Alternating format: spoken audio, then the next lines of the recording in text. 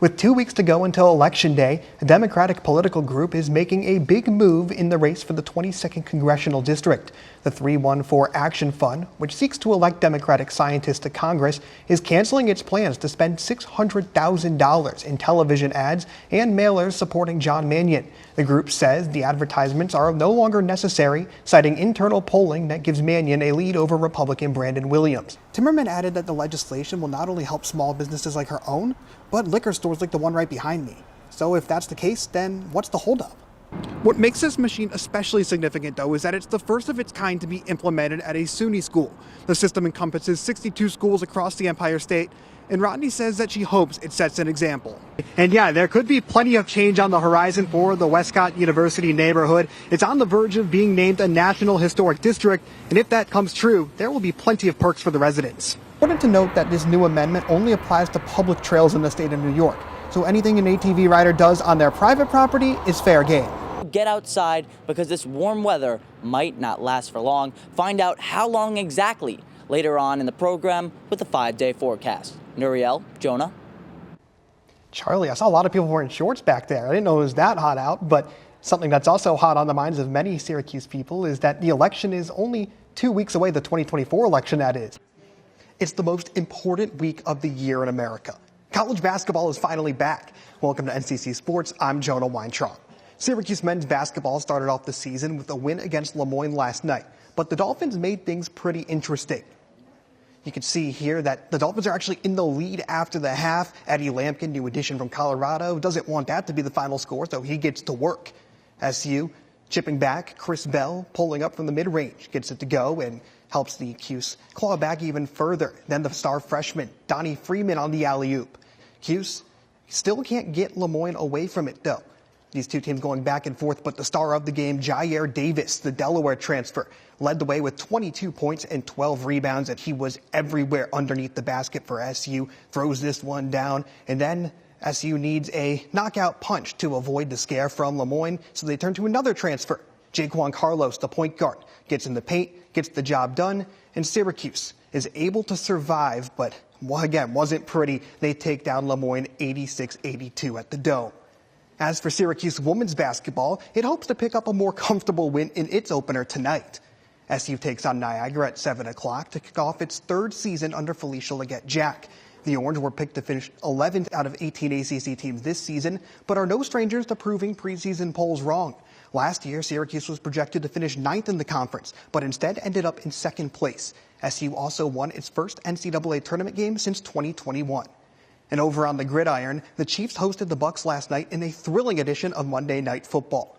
Let's fast forward to the fourth quarter. Chiefs up 24-17, less than a minute on the clock, and Baker Mayfield finds rookie Ryan Miller to tie the game. So on to overtime we go. KC wins the coin toss, gets the ball, and takes care of business. Kareem Hunt punches it in from the goal line, and the Chiefs remain the lone undefeated team in the league. Well, that'll do it for NCC Sports. I'm Jonah Weintraub. And if it feels like vinyl records have been more trendy over the past decade, that isn't just a hunch. The medium has skyrocketed in popularity as of late, and it doesn't look to be slowing down either. Over the past 2 decades, vinyl records have been making a comeback. Less than 1 million units were sold in 2006, but last year that number was over 43 million, the highest since 1989. Casey Keefe, who's the manager at Soundgarden Syracuse, has seen this vinyl resurgence firsthand. You know, it's interesting because when I first started here, we had records. We've always, had some records, and it's grown exponentially. I mean, even in 2012, seeing what our stock was before and so what it's become now, it's crazy. But that begs the question, why have vinyls continued to grow in popularity? Some say it's due to the better audio quality or maybe the nostalgia. Others, like Syracuse high schooler Kagan McKenney, think that records just feel more authentic. For me, vinyl is just like a way that you can get your physical media and you can really connect with the artist through the pictures in the album and the color of the record. And it's just like something special because you have that from the artist and it's not just a digital format. It's members of Gen Z like McKenney that have sparked this vinyl revival. And the record collecting community is happy to have those fresh faces. People are, recognizing it. I can see it everywhere. I like this. This is cool. So it's no longer just like a a past thing. It's a present thing. It's the culture.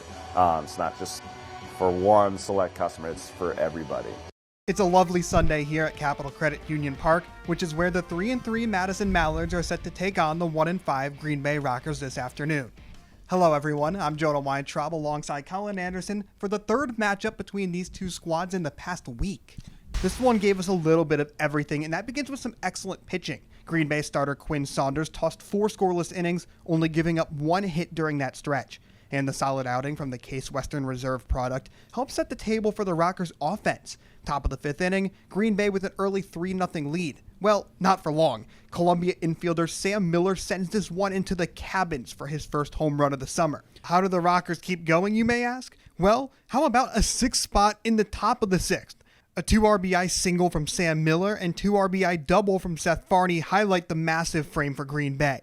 Now up 10, the Rockers call on reliever Connor Nolan to protect the lead, and that's just what he does. The righty throws nearly 4 scoreless innings and strikes out a season-high 5 batters in the process. Nolan ties the NWL lead with his 6th win of the summer, and Green Bay takes this one 19-7. With Green Bay's win, the Rockers and Spiders are now tied at 1-4 in the divisional standings. Meanwhile, Madison, Wisconsin Rapids, and Lakeshore are all knotted in the middle. But much like the first half of the season, it's the Wausau Woodchucks that are in a tier of their own. For today's game, be sure to keep an eye on Dalen Adderley, who had a pair of RBI last night. The Loyola Marymount Lion already has 7 hits in his first 5 games with Green Bay, in addition to 4 RBI. And Adderley is really a true utility. He started at left field, right field, second base, and DH already since joining the Rockers. For lacrosse, you have to watch out for Luke Davis. In Wednesday's win over Green Bay, the catcher out of Long Beach City College was unstoppable. Davis went 2 of 3 at the plate with a pair of home runs and 6 RBIs, including the walk-off grand slam. That earned him NWL Player of the Night, and he also leads the team with 11 walks, so the guy just gets on base. And the Rockers, they've allowed over 13 hits per game in their last 4, but will look to change that with the help of Layden Grubich on the mound today. The lefty is making his 7th start of the summer and is second on Green Bay with 35 Ks. He'll look to keep the Dock Spiders in check, as they have the 4th best team batting average in the entire Northwoods League. Well, Colin, the Rockers won in walk-off fashion a few hours ago, but what do they have to do now to make things a little bit more comfortable in game number 2? Green Bay and Fond du Lac are trying to make up ground in the Great Lakes West, and every divisional game matters. Game 2 between the Rockers and Dock Spiders is right around the corner here on the Northwoods League Sports Network. Jonah Weintraub here with Rockers manager Chris Krepling. And Coach, your team wins 3-0 today after putting up 18 hits and 14 runs yesterday. What does that say about the ability of your team to win regardless of how the game is played? Well, we just played the game the right way today. We had some really great pitching yesterday and today, and we didn't have the outburst of offense like we did yesterday, but we had some key hits in certain moments, and then the pitchers did a really great job of keeping us in it and shutting it down when we needed it.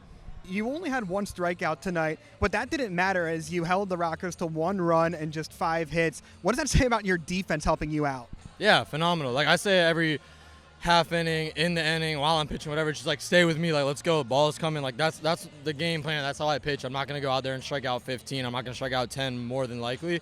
So it's just like expect it and let's all play together and stay in it and help the defense keep a high tempo where they know like I'm going to move fast, I'm going to throw it in the zone, and it makes it better on them, and they did a great job.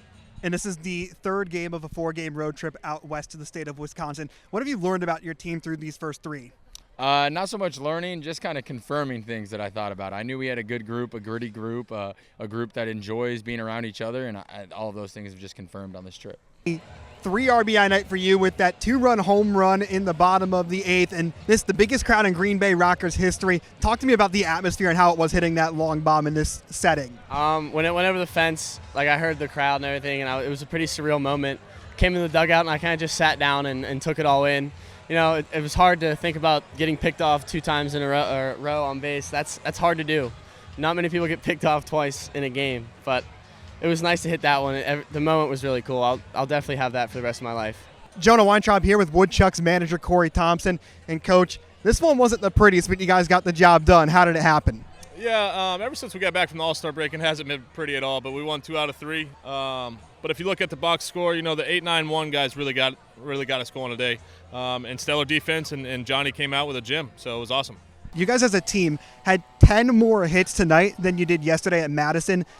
What went into that turnaround at the plate from everyone, really? I think it's just understanding baseball is a game of failure. No matter how today went, tomorrow's always a new day. So it definitely felt better. It was more fun. Winning's always more fun, but yeah, we got a good group of guys. So